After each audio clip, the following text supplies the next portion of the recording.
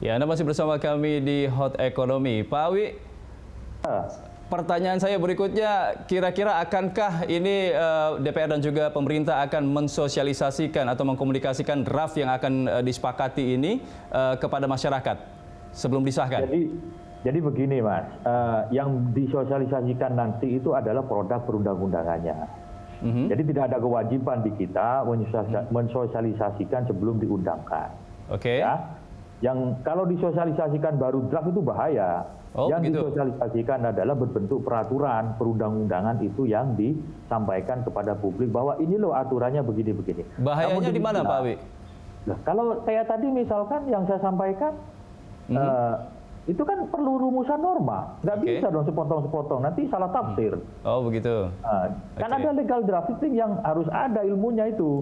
Tidak atas nama sosialisasi, barang mentah, barang yang sudah bonggolnya sepakat, normanya belum disusut, disosialisasikan lo bisa salah tafsir. Tapi begini Mas, kami dalam hal sosialisasi, mohon maaf bukan membela diri, tetapi tidak kurang-kurang kami melakukan sosialisasi.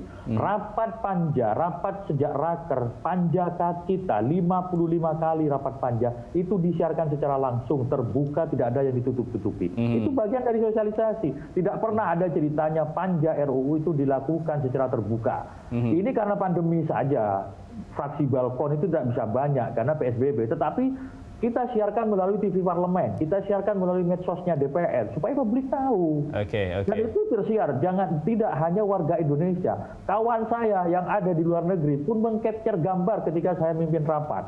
Itu maknanya apa? Di luar negeri pun itu bisa mengakses, karena apa? Lewat jaringan teknologi informasi. Jadi kalau soal itu, soal sosialisasi, pembahasannya kita sudah lakukan secara terbuka. Yang berikutnya, dalam pembahasan di balik kita mengundang perwakilan pengusaha, kita mengundang perwakilan pekerja, kita mengundang para akademisi. Bahkan DPR membentuk tim kerja khusus diskusi antara pimpinan DPR yang di tim kerja bersama dengan para tenaga kerja. Itu bagian-bagian dari pola komunikasi yang kita lakukan. Tentu sesuai dengan perintah Undang-Undang 12/2011, junto Undang-Undang 15/2019 bahwa dalam setiap produk legislasi yang dihasilkan berupa undang-undang itu wajib disosialisasikan. Sosialisasinya nanti ada ketentuannya setelah ini menjadi rumusan undang-undang. Kalau terkait dengan pembahasan, saya kira kita sudah mensiarkan di seluruh penjuru dunia, tidak hanya Indonesia gitu. Oke, mungkin yang diharapkan oleh masyarakat juga adalah sosialisasi di media-media mainstream, begitu Pak Awi. Karena kan kalau TV Parlemen itu kan lebih segmented begitu. Jadi begini Mas, ya tergantung medianya mau nonton atau tidak. Semua wartawan kita buka aksesnya melalui TV Parlemen. Kalau tidak meliput jangan salahkan saya dong. Kalau tidak meliput jangan salahkan kami. Karena tidak mungkin wartawan dalam kondisi pandemi hadir di ruang rapat, nggak mungkin. Mau jadi klaster baru, kan tidak mungkin. Meskipun kemarin kita rapat di hotel di luar DPR, kita siarkan kepada publik. Lah saya nggak tahu berita satu ini ikut merilai apa tidak, ikut mengambil dari situ apa tidak. Ini salah satu bentuk sosialisasi juga ini, makanya kita bicarakan di sini Pak. Baik, saya minta tanggapan dari Pak Anton. Pak Anton, apakah draft yang tadi sudah disampaikan ini sudah sesuai dengan keinginan dari pengusaha dan juga Satgas begitu Pak? Ya mungkin saya sudah sampaikan tadi, kita berharap sebenarnya konsep awal itu adalah sebenarnya gini, kalau kita bicara tidak sosialisasikan, ingin membantah sejak zaman Pak Hanif Daikiri menjadi Menaker, sudah mulai diskusi dengan kalangan serikat buruh, serikat pekerja. Tapi begini, di setiap negara dimanapun di dunia, kalau ada label reform dan ditanya persetujuan buruh, pasti menyatakan tidak setuju.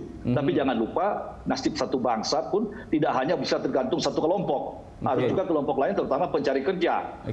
Tetapi memang sampai hari ini pun, ada serikat pekerja, sebagian ya, yang lebih senang memang dengan demo, walaupun sebenarnya dan sampai sekarang standpoint dia adalah tidak setuju dijadikan omnibus law. Kembali boleh merubah tapi tidak boleh kurang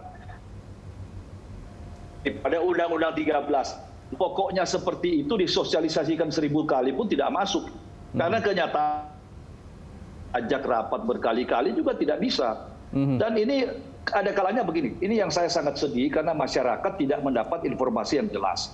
Karena dikeluhkan tidak ada sosialisasi dan lain-lain oleh Menaker sekarang, Ibu Ida ketemu tripartit.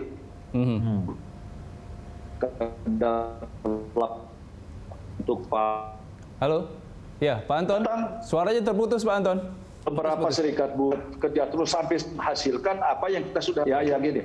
Jadi sekarang gini, ada yang memang pimpinan serikat buruh yang tidak mau tahu bahwa sebenarnya yang diharapkan kita datang di sini ada bukan soal pembahasan, tetapi seperti perundingan PKB, perjanjian kerja. Ya tidak bisa, undang-undang itu kan tidak bisa. Kita berunding di bawah, lantas maksa Pak Awi untuk sahkan. Kita boleh pembahasan kita bawa. Jadi begini, memang by nature ada orang-orang yang sudah apapun kalau ada perubahan tidak lihat baik atau jelek harus menolak. Nah ini juga supaya masyarakat tahu juga bahwa yang saya sangat sedih orang-orang yang ikut mendemo ini justru orang yang membutuhkan lapangan kerja.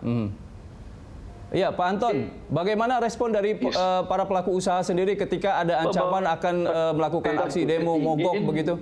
Kerja sebaik. Pak Anton? Ya, Pak Anton, bisa dengar suara saya? Ya, bagaimana respon dari para pelaku usaha, Pak, terkait dengan ancaman mogok beberapa hari gitu? Apakah akan ada sanksi di dalam tegas begitu? Undang-undang tidak ada.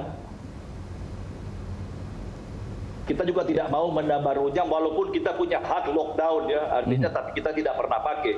Itu ada diatur undang-undang. Karena gini, yang sangat disesalkan, kenapa mesti demo berhari-hari dengan mengerahkan ini padahal sudah ditampung oleh DPR. Ya buktinya kan banyak terjadi perubahan dari konsep pemerintah masuk ke DPR kan berubah. Tapi sekarang yang kita tidak mengerti apa sih maunya ini kan. Loh sudah ditampung dan lain-lain, dan kalau mau fair jangan hanya melihat kepentingan yang bekerja, tolong dipikirkan kawan-kawan kita, saudara yang masih kita menganggur, yang tidak bekerja, yang masih menganggur. Ya.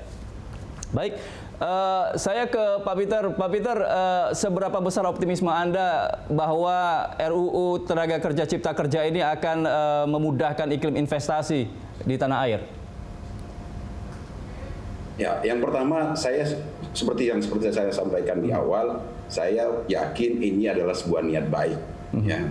Dan tentunya niat baik itu terlepas dari pro kontranya, itu pasti akan punya nilai-nilai baik, ya. Persoalan itu apakah itu nanti akan berhasil penuh efektif di dalam meningkatkan investasi kita bergantung kepada bagaimana kita mensikapi hasil yang sudah disusun oleh bapak-bapak kita di DPR bersama-sama dengan pemerintah. Ya.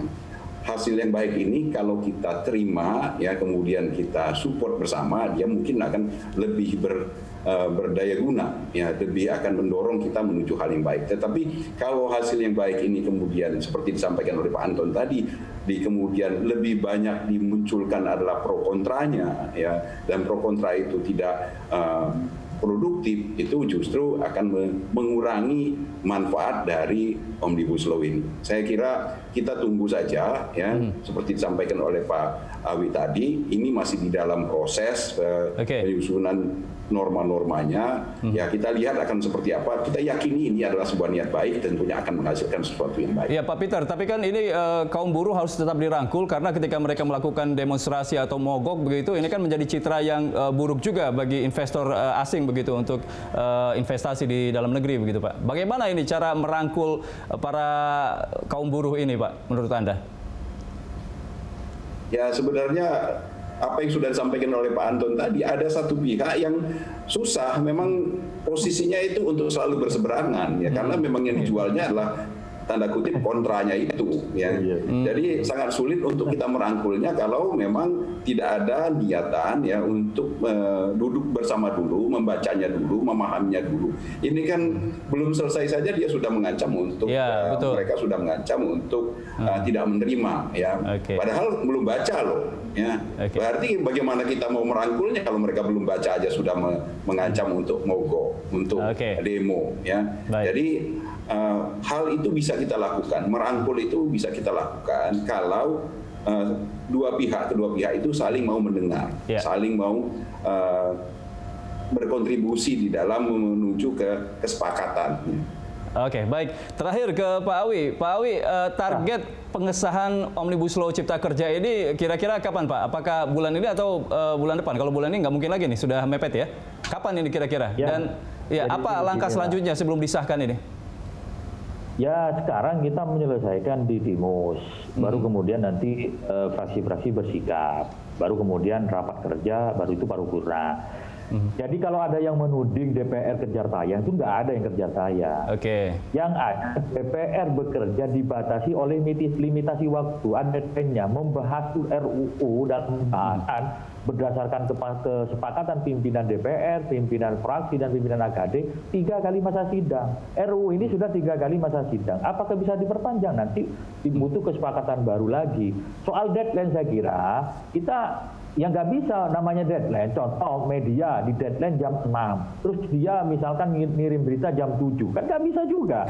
Sama dengan DPR, ada deadline waktu pembahasan sebuah RUU. Oke. Jadi kalau misalkan ini selesai, bisa jadi periode ini, masa sidang ini disahkan. Oke. Kalau ternyata belum selesai, bisa jadi waktu pembahasannya diperpanjang atas dasar kesepakatan pimpinan DPR, pimpinan AKD, Tapi dan pimpinan fraksi. DPR punya target dong, Pak. Kapan targetnya nih, Pak? Nggak ada target Nggak ada kita target. kalau selesai diketok gitu. Oh, oke. Karena apa, baik. target kita itu berdasarkan limitasi waktu yang ada gitu. Oke, baik. Jadi tidak ada istilah kejar tayang gitu. Kita bekerja ada limitasi waktunya. Oke, baik Pak Awi, terima kasih banyak sudah memberikan penjelasan di Hot Economy terkait dengan Omnibus Law Cipta Kerja ini. Pak Peter, terima kasih banyak. Pak Anton, terima kasih juga sudah bergabung di Hot Economy. Terima kasih. Ya, sampai di sini kebersamaan kita dalam Hot Economy. Anda bisa mengirimkan informasi dan saran ke email kami di redaksi @berita1.tv atau follow kami via Twitter, Facebook, YouTube, dan Instagram. Saya Andra Lesmana mewakili seluruh kerabat kerja yang bertugas undur diri. Terima kasih. Sampai jumpa.